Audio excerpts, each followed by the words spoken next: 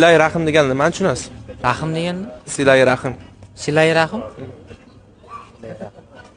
Nega? Sizcha? Kelajak yoshlarniki.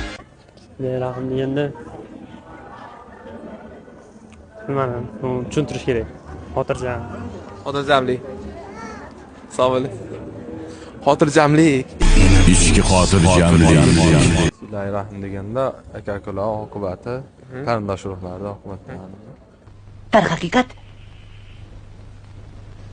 aqli sakovatimiz benasirdir. Uni so'z bilan tushuntirib bera olmayman, lekin silay rahim juda ham katta narsa. Buni qilmaganlarni men tushunmayman. To'g'ri gap aytdingiz. Qarindosh urug'larni xabar olishdi, ayniqsa singillardan, apalardan, ota-onalardan. Bo'lsa agar ota-ona, ota-onamiz o'tganda endi baribir singil apalar bor, qizlar bor. Shulardan xabar olib turishdi. Qo'ldan kelsa yordam berishdi. Shu narsalarni tushunamiz.